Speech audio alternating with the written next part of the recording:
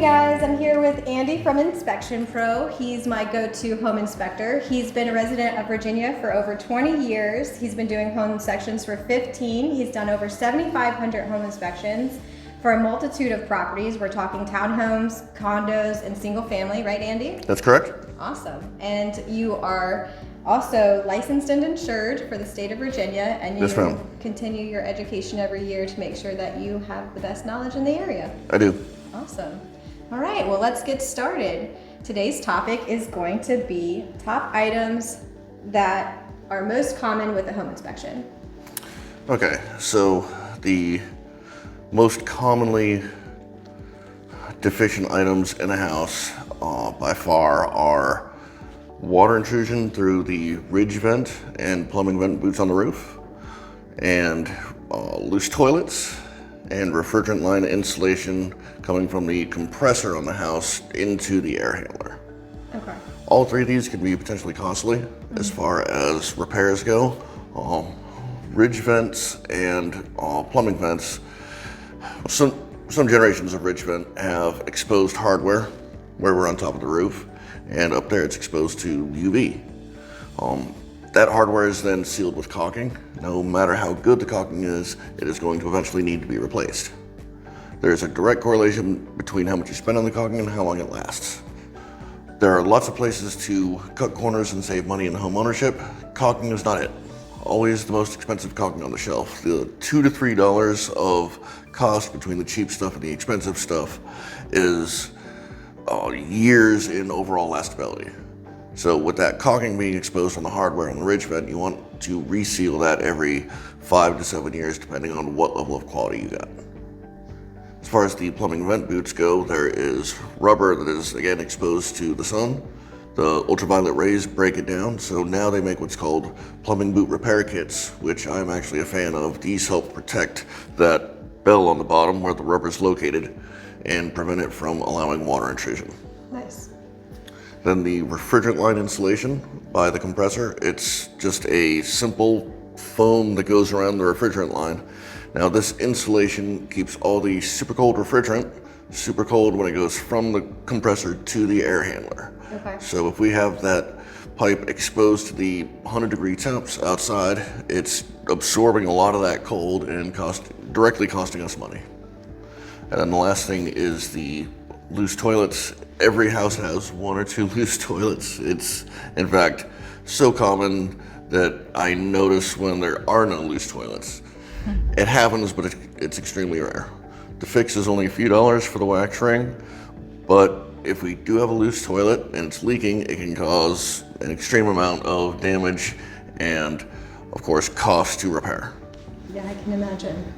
Depending on how much it's been leaking and how long it's been leaking, I can see it getting pretty costly. Like leaking into the house, or like just So the first place that it would hit is the subfloor, which is what our flooring, be it tile, vinyl, wood, is laying on top of. And then from there it goes down below. So it can be, if this is on an upper level, we're talking about 2 levels and potentially a basement down below that can all be damaged by water, because water and other stuff always follows gravity. I had one just yesterday where I went to the crawl space and you could see from the bottom, now this toilet was very tight, you could see from the bottom where it had damaged the subfloor to the point where it was black with mold. So now that all has to come out and be replaced. so leaking, running toilets. Correct. Yeah. That can cause a lot of damage. Yeah, big thing. I feel like not that many people think about. Agreed. So like a leaking toilet might be different from a running toilet though, right? That's correct. So a leaking toilet is where the bottom of the toilet goes into the flange of the house, which is part of the house. There is a wax ring that bridges that gap. So the water that comes out of the toilet makes it actually into that flange. If there's a gap in there and water is escaping, that is the leaking toilet. Okay.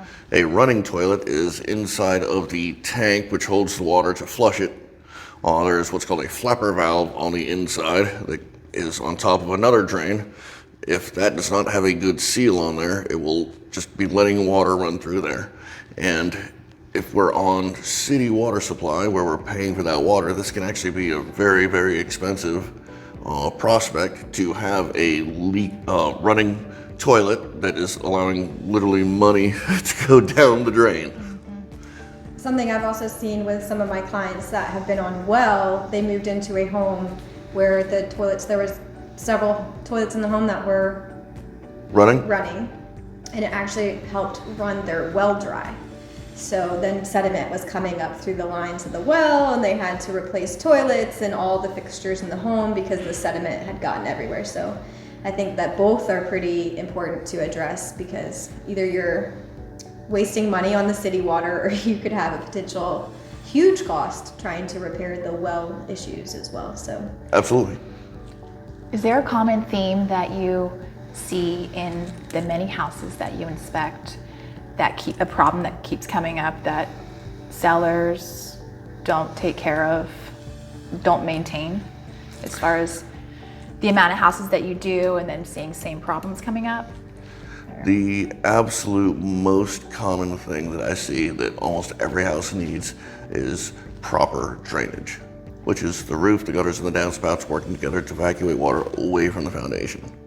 This is the single most important equation on the house, because water does the most amount of damage in the least amount of time. What kind of damage do you see from that? It can range from a little bit of water, that you see on a ceiling from a plumbing vent boot or a ridge vent, all the way to catastrophic structural damage to the foundation. What would be a deal breaker for you if you were buying a house and you were, having someone do the inspection, or you doing the inspection, and then what would be absolutely no? I mean, everyone's different, but. Catastrophic structural damage. Okay. Would be where I draw the line. All right. That's good. Good info. What kind of houses do you like to inspect? The ones that don't have a lot wrong with them. Okay. And that can be like newer, older, doesn't matter as far as people maintaining it? Or? Exactly. Yeah, okay. would you say that the caulk is also another big issue that you see on a lot of homes, because a lot of people don't maintain it over the life of the house as well, where you're not seeing like the caulk around the windows or around the garage, and all of those are definitely water entryway points, right? That's true. With caulking, that should not be our first line of defense against the elements, which I see a lot when chimney counter flashing is installed. If it's not the stair step where each horizontal piece is actually bent over into a channel, in the mortar joint chimney, so we're not wholly dependent on that caulking. This is one of the areas where, yes, having good caulking on there is imperative toward preventing water intrusion. Around windows, it's less important, but I'm not saying that it's not important to have caulking in good shape on all areas of the house. And that's just something that also with the UV and the sun rays, it just deteriorates naturally over time. Absolutely. An easy way to test the caulking around the house is to take your thumbnail and try to press it into the caulking. Okay. If you can easily press your thumb in there and it feels, kind of like gum, it's still in good shape. As soon as it's very hard, you know that it is no longer elastic, which is its main job, to seal a gap in between two different substrates. So expansion and contraction, it still covers it. If it's very hard when you try to press your thumbnail into it, now you know it's time to remove the old caulking and apply new over your clean, dry surface. You never, ever, ever go over old caulking. Yeah, I was just gonna say.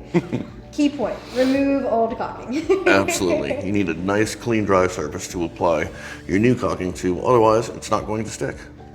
Okay, awesome. Well, thanks for the tips, Andy. Did you have anything else, Angelina? I don't think so. Awesome.